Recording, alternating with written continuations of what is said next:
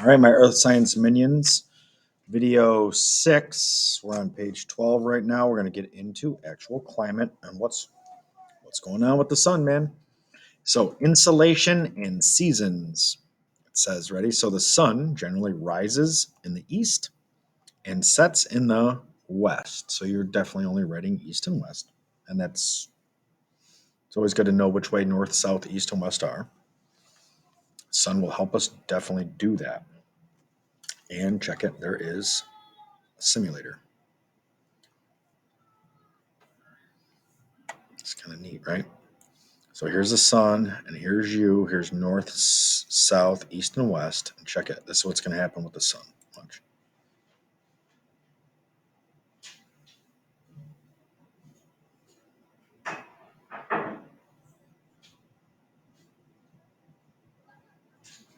See the time of day moving, the date. It's kind of neat. Okay, so that's what's happening with the sun as it goes, as we rotate. Okay, but there's multiple things happening at once. So the path of the sun changes because as the Earth rotates on its axis, it's also revolving around the sun. So those are two different things. So we got to make sure we understand the difference. So rotating. Okay. Rotating is this. Revolving is this. So it's doing both things at once. It's revolving around the sun, which some people thought the sun, originally they thought the sun revolved around us. Well, it's because we had a very limited understanding of what was what. We revolve around the sun, but at the same time, we are rotating. Seems like the video is a little choppy to me too, by the way. Hope it's coming out right on your end. The Earth is tilted, specifically 23.5 degrees. So now it's not just perfect like this, it's got a little tilt to it. Sorry, I'm using my helmet as an Earth, but I'm sure you can handle that. This is the reason why there are different seasons in the northern and southern hemisphere. I mean, just different seasons in general in the northern hemisphere. There's different seasons: summer, fall, winter, spring. And then in the southern hemisphere, they're opposite, which is kind of neat because of the way that the sun is on the angle. And we'll get to that at the bottom of the page. Okay. So apparent, there's more room here than you probably need. What does it look like? But it's not what's actually going on. Just what does it look like? Zenith. This is a science word you need to know. The highest point directly overhead. And in your picture that you see here, that is where those little yellow stars are. Now notice there's 3 different bands here. There's a red and a purple and a blue. That's the summer solstice, the spring and fall equinox, and the winter solstice. So it starts, goes here, goes down, comes back, goes up, goes down, goes up. And that's what's happening as we revolve around the sun. Okay. The higher the angle to the sun at its zenith, in other words, the higher the sun is in the sky, the longer the path of the sun is. So hence, the longer our days are. As I recorded this video right now, last night the sun set after 7:30 p.m. The days are going to continuously get longer and longer and longer until we come to the summer solstice, which is June 21st, and then the days are going to get shorter and shorter, until we get to the winter solstice. That's just how it works.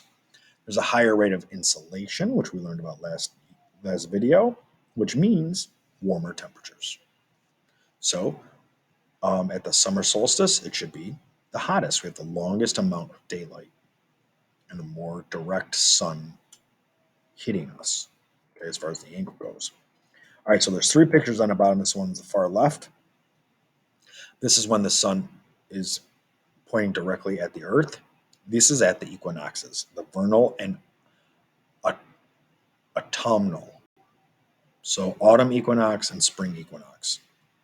Okay, March 21st and September 23rd. They're written in there for you there. If you can't see them really good in your picture, but I can see them on my paper.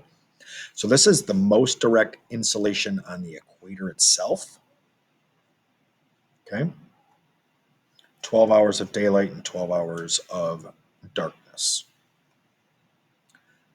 This is the June summer solstice. Now, as its tip, now do you see that the most direct perpendicular rays are farther north? That's us.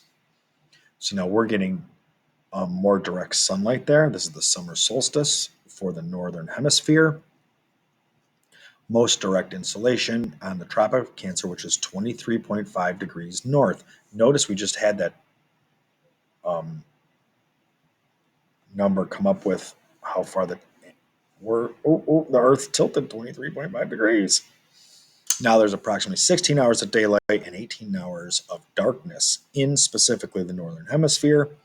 Because as you can see, that there's way more dark in the southern hemisphere at the bottom 23 and a half. You see how there's dark here and light here, but it's tilted? Now there's more light here and less dark at the top. Well, at the bottom, there's more dark and less light. When we switch solstices, that's going to change in the northern hemisphere. This is where the northern hemisphere has the highest zenith, summer solstice. Now here's what happens in the summer, or I'm sorry, in our winter. Notice the north is still up here. Notice there's a lot more dark in the north. Now the Tropic of Capricorn, the other equinox, is south is getting the direct.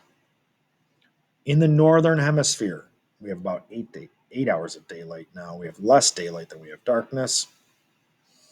And it's the lowest insolation, hence the lowest heat. And with that, now we understand about what's going on with the Earth revolving and rotating at the same time. More importantly, what happens to the path of the sun and the temperature on our planet. So, with that, I'm going to call this video end, and then we'll pick up on the next page.